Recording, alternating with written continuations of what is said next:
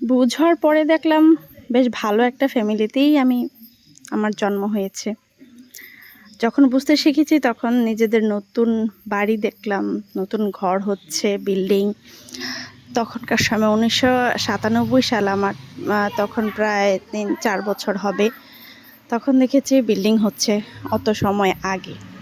তো বাপ চাচা ৩ জনই ছিল বিদেশে, বাহিরে। আর অনেক রকমের কৃষিকাজ হতো আমাদের প্রত্যেক সিজনে, শীত, বর্ষা, গ্রীষ্ম, প্রত্যেক সিজনে আমাদের কৃষিকাজ থাকতো। ধান, পাট, তারপর ধইঞ্চা, গম, সব কিছুই আমাদের হতো। আর শীত মৌসুমের অনেক রকমের সবজি, তারপরে বড় বড় শিমের চার, বিশেষ করে বড় বেগুনের ক্ষেত থাকতো আমাদের। সব কিছুই ছিল। তো হঠাৎ করে বাবা বাহিরে ব্যবসায় প্রায় ১৮ লক্ষ টাকা ধরা খেয়ে তারপরে দেশে চলে আসলো বেকার হয়ে। তখন হলো আসলে সংসারে ঝামেলা শুরু হলো। আমার মা কিন্তু একটা শহরের মেয়ে ছিল। তো ভাগ্যক্রমে ওই দুলাভাইদের কারণে অজপাড়াগাঁয়ে বিয়ে হয়েছে। বড় বোন বিয়ে হয়েছিল অজপাড়াগে। ওই বড় বোনের জামাইয়ের চাপে আমার মাকেও শহর থেকে এনে গ্রামে বিয়ে দেওয়া হয়েছে। শহর থেকে বলতে মা পড়াশোনা করতেন মামার কাছে শহরে। তো সেখান থেকে হঠাৎ করে বাড়িতে আসার কারণে সবাই বিয়ে দিয়ে দিল। মা ছিল ডানপিঠে একটু স্বভাবের মেয়ে, জোর করেই বিয়ে দেওয়া হয়েছিল। তখনকার সময় আসলে মেয়েদের যতই সাহসী হোক না কেন, ওই ছেড়ে ছুড়ে সব কিছু চলে যাওয়ার মতো ছিল না। গ্রামে অজপাড়াগাঁয়ে বিয়ে হয়েছে। ওই পাড়াগাঁয়ে মায়ের মানিয়ে নিতেই সময় লেগেছে প্রায় ৩ থেকে ৪ বছর। আর যেহেতু শহরের একটু আলাদা স্টাইল ছিল, কিন্তু মা যদি শহরের স্টাইলে একটু চলাফেরা করতে চাইতো, মানুষ তো অনেক হাসাহাসি করতো। মা আমার শখগুলো সব ওখানেই মাটি করে দিল। তো ২ কাকার বিয়ে হয়েছিল। বিয়ে হওয়ার কারণেও কোনো লাভ হয়নি। চাচিরা থাকতেন যার যার বাবার বাড়িতে, কেউ গ্রামে আসতেন না। গ্রামের এত কৃষিকাজ কে করবে? আমাদের অজপাড়াগা বলতে মারাত্মক। অজপাড়াগা কোনো রাস্তাঘাট ছিল না, বর্ষাকালে নৌকা ছাড়া কোনো পথ ছিল না। প্রায় ৪০ মিনিট হেঁটে গ্রামের বাজারে যাইতে হতো, এরকম একটা গ্রাম ছিল আমাদের।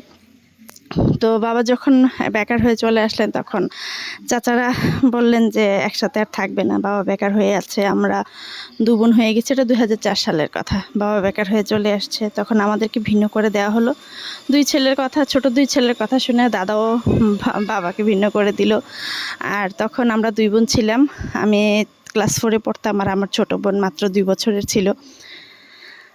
২ বছরের কি ৩ বছর হবে, আমার ৬ বছরের ছোট ছিল আর কি, এটাই। তো আলাদা করে দেওয়ার সময় কিছুই দেয়নি। যেহেতু আমার বাবা বেকার হয়ে চলে এসেছে, কিছুই দেয়নি। শুধু একটা দোচালা ঘরের চাল দিয়েছিল, বেড়াও নয়, শুধু চাল দিয়েছিল। ২-৩টা হাঁড়ি পাতিল দিয়েছিল, এক মুঠো ভাত, মানে ভাতের চালও দেয় নাই। তখন থেকে বাবা অনেক চেষ্টা করেছে বিভিন্ন রকমের ব্যবসা করার, কখনো চালের ব্যবসা, কখনো সবজির ব্যবসা। মানে নিজের তো ওইরকম পুঁজি ছিল না, অল্প পুঁজিতে যা করার চেষ্টা করেছে, কিন্তু কোনো কিছুতে কিছু পেরে উঠতে পারছিল না। শ্বশুরবাড়ি থেকে ওইরকম সাহায্য পাচ্ছিলেন না, কারণ আমার মা খালা ৬ জন ছিল বড়, তারপরে মামা ছিল ৩ জন, সবার ছোট। তো নানার একা সংসারে খরচ চালাতে তো নিজেরাই হিমশিম, তা আমাদেরকে আর কি সাহায্য করবে। তখন বাবা ধার দেনা করে, ফুপু আর খালুদের থেকে ধার দেনা করে বাইরে গেলেন। কিছুদিন পরে আমার ছোট বোনটার জন্ম হলো ২০০৬ সালের দিকে। আব্বু বাইরে গেছে ৬ সালের দিকে। আব্বু যাওয়ার ৩-৪ মাস পরে আমার ছোট বোনের জন্ম হলো। এই জন্ম হওয়ার কিছুদিন পরে রোজা, এর জন্মের ৬ দিন পরে রোজা হলো। রোজার মাঝে খবর আসলো আব্বু একটা অ্যাক্সিডেন্ট করেছে। অ্যাক্সিডেন্ট কেসে আব্বু জেলে গেছে। তো আর কি বলবো, ঘরের মানুষ মানে কান্নাকাটি বা হায় হতাশ করার বদলে আমার কাছের কিছু মানুষ খুশি হয়েছিল আমার আব্বু জেলে চলে গেছে। না জানি তাদের সাথে মানে আমাদের কি বৈরী সম্পর্ক, মোটেও না। রক্তের সম্পর্ক যেরকম হয়, বিপদে পড়ার পরে বুঝতে পারলাম। ফুপুরা, দাদু অনেক কান্নাকাটি করতো। আম্মু ছিল তখন অসুস্থ, মাত্র আমার বোন ডেলিভারি হওয়ার মাত্র ১৫-১৬ দিন পরে এই ঘটনা। তখন তো রোজার ঈদটা ছিল একটা অনিশ্চিত কষ্ট ছাড়া আর কিছুই না। আব্বুর কোনো খোঁজ নাই, খবর নাই। প্রায় ১.৫-২ মাস পরে আব্বুর খোঁজ খবর আসলো। আব্বুর মালিক সবকিছু মিটমাট করে আব্বুকে ছাড়িয়ে নিয়েছে।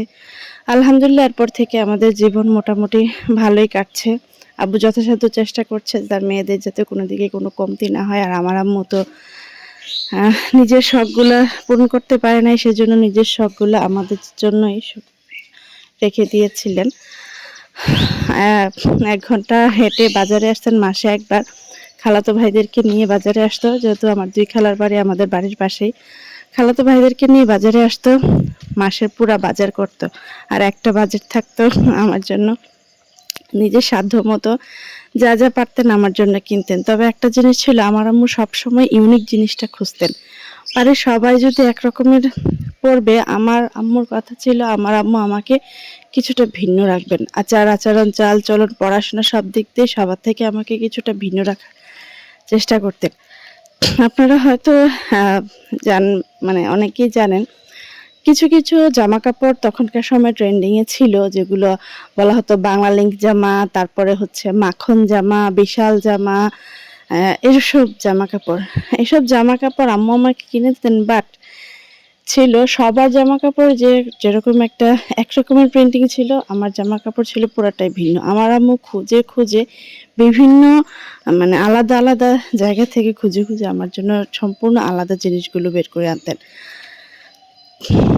2008 সালে আম্মু সেলাই মেশিন কিনতে আসলো কুমিল্লাতে। তো আম্মুর সেলাই মেশিনের অনেক শখ ছিল। আসার পরে 800 টাকা দিয়ে আমার জন্য একটা সাদা 3 পিস নিয়ে গিয়েছিলেন। 3 পিসটা আমার খুব পছন্দ হয়েছিল। এই সাদা 3 পিস আমি পড়েছি 2008 সালে। পরে 2010 সালে ক্লাস 10 এ যখন উঠেছি তখন আমি দেখলাম অন্যান্যরা আমাদের বাজারে তখন আসছে, গ্রামের বাজারে। মাখন 3 পিস যেটা ছিল সেটা হচ্ছে সবাই একরকম কিনলো, আমার 3 পিস ছিল সম্পূর্ণই আলাদা। কারণ সেটার সাথে আমার 3 পিস একদমই মিলে না। সবাই দেখে বলতো যে এই 3 পিস কোত্থেকে আছে? আমার আম্মু চট্টগ্রাম বোনের বাসাতে বেড়াতে গিয়ে ওখান থেকে আমার জন্য দেখে এই 3 পিস আনছিল। আর 2009 সালে কোরবানির ঈদের সময় আমার আম্মু আমাকে সিল্কের মধ্যে একটা 3 পিস কিনে দিয়েছিল, যেই 3 পিস আমার বাড়ির কত মেয়েকে পরিয়ে যে পাত্র দেখানো হয়েছে, ওই 3 পিস এত পছন্দ ছিল সবার। আমার আম্মু বাছাই করে করে সেরা শেডের লিপস্টিক, সেরা সেরা কানের দুল, যেগুলো সচরাচর সবার কানে দেখা যায় না, এরকম কানের দুল খুঁজে খুঁজে আনতো। ওই যে নিজে অল্প বয়সে বিয়ে হয়ে গেছিল, নিজের শখগুলো পূরণ করতে পারে নাই, কিন্তু সেই শখগুলো আমার আম্মু চাইতো যে ওনার শখগুলো আমরা করি। ইন্টারমিডিয়েট পর্যন্ত নিজের পছন্দের কিছুই কিনিনি, কারণ আমার আম্মুর উপর এতটাই ভরসা ছিল, আমি চোখ বন্ধ করে যে আমার আম্মু যা কিনবে তাই পারফেক্ট। ক্লাস 8 এ ওঠার পরে আমার আম্মু পেন্সিল হিল কিনে দিয়েছিল ফার্স্ট টাইমের মতো। গ্রামের সবাই তো বলছিল যে এই গ্রামে পেন্সিল হিল, বিশ্বাস করবেন আমাদের গ্রামে পেন্সিল হিল পরাটা ছিল একটা অকল্পনীয় ব্যাপার। কারণ একবার বৃষ্টি হলে এইবার এই গ্রামে আর হাঁটা যায় না। এই ছিল আমার আম্মু এখন চোখে দেখে না, চশমা ছাড়া 1-2 কদমও দেখে না। ডায়াবেটিস হয়েছে, নিউমোনিয়া হয়ে গেছে, টাইফয়েড হয়ে গেছে। এই ছিল আম্মু।